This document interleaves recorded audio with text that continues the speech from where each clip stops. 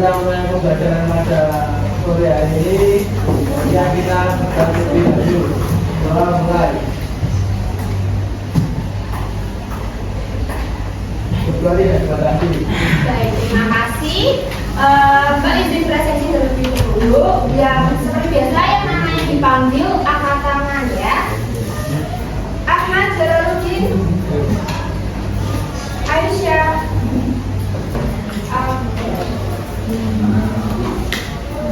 pada siang hari ini kita akan belajar apa teman-teman? Historiografi.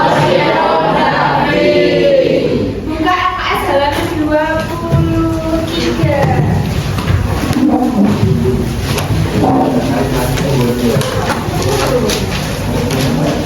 Nah, apa yang tersirat di pikiran dan benak kalian ketika mendengar kata historiografi?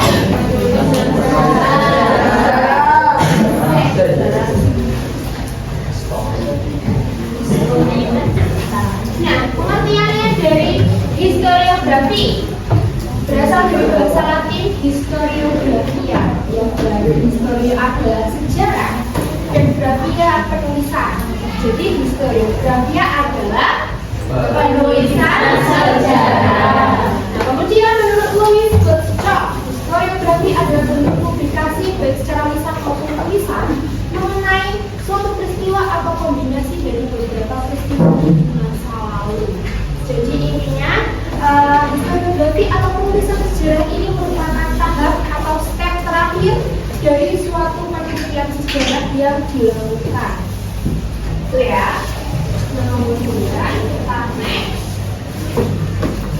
Ada fungsi historiografi. Nah, dalam fungsi historiografi ini, karena historiografi itu termasuk bagian terpenting dalam suatu penelitian, makanya diciptakan 3 fungsi penting di sini. Kenapa harus ada 3 fungsi ini, Mbak?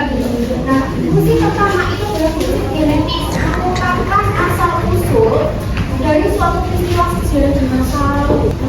Kemudian, fungsi kedua adalah fungsi didaktis. Karya-karya sejarah itu merupakan pelajaran di pembacanya. Suatu penelitian yang dilakukan itu harus ada manfaatnya, tidak cuma penelitian asal ngasih ilmu aja, tapi juga harus ada desanya. Kenapa sih penelitian itu harus dilakukan? Untuk memberikan apa sih pada generasi berikutnya, atau untuk memberikan dampak apa sih kepada generasi yang saat itu sedang berlangsung gitu. Nah, kemudian fungsi yang terakhir adalah fungsi pragmatis, upaya melegitimasi suatu kekuasaan agar terlihat kuat dan berwibawa.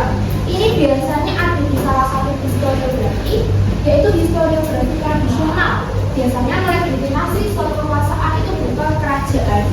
Dalam praktiknya ada 2 model penulisan yang biasa dipakai, yaitu model deskriptif argumentatif dan juga model deskriptif naratif.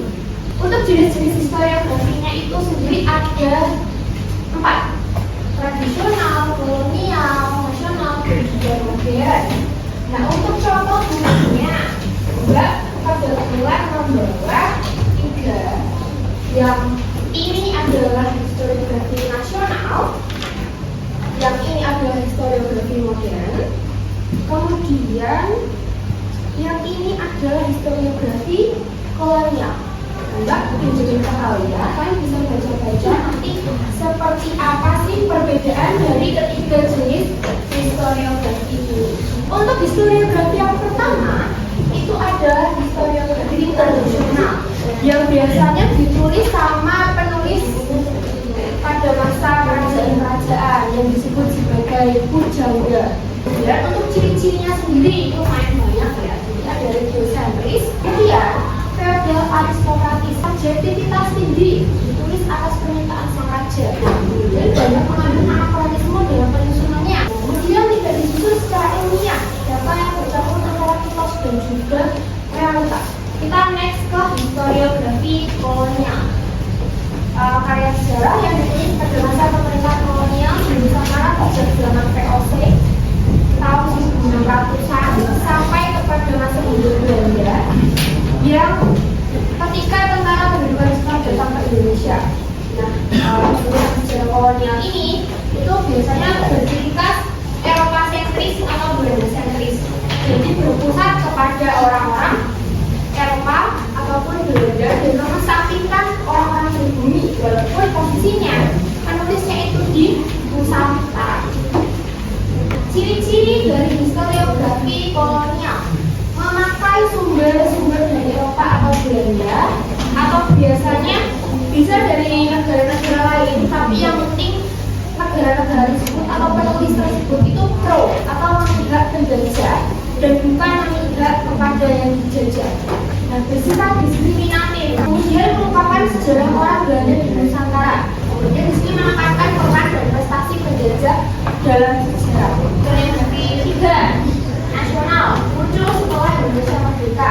Ini ditulis biasanya sama orang-orang yang bergerak di dunia politik, tapi juga suka menulis. Ciri-cirinya itu mengutamakan adanya karakter definition building. Kemudian bersifat Indonesia sentris, bermain dengan pandangan Indonesia karena yang penulis adalah orang Indonesia asli. Historiografi yang terakhir itu historiografi modern, adalah karya sejarah yang ditulis oleh penulis sejarawan dengan metode sejarah modern dengan tujuan untuk membangun rasa nasionalisme sebagai kritik bagi historiografi tradisional dan historiografi kolonial.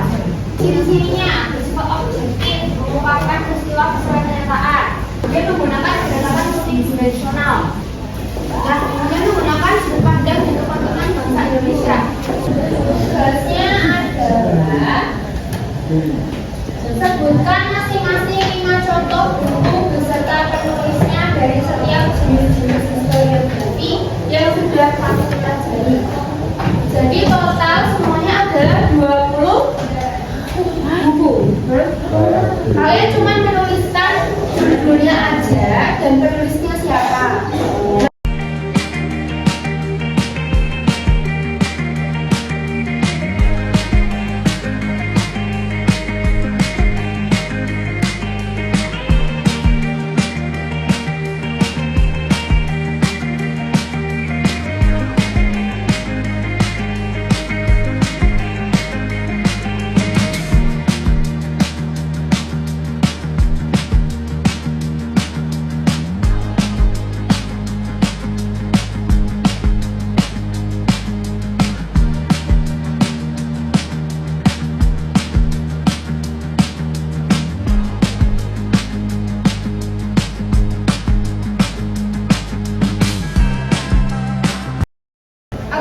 Pembelajaran pada sore hari ini sudah selesai. Gimana sama materi pada ini, kalian paham atau belum?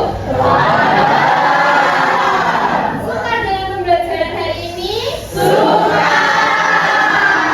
Alhamdulillah. Untuk kesimpulan pembelajaran pada sore hari ini, ada yang tahu kesimpulannya apa? Tunjuk tangan. Jadi, historiografi itu adalah penulisan tentang sejarah. Nah, dibagi ada 4 jenis, yaitu tradisional, kolonial, modern, sama nasional. Tepuk tangan dulu.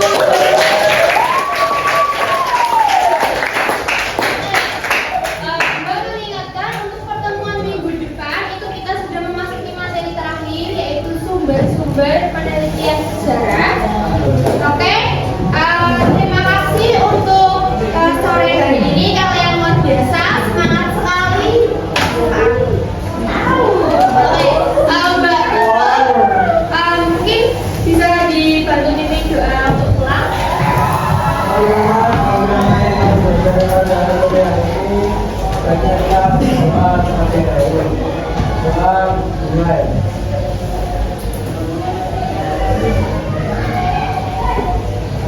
Terima kasih.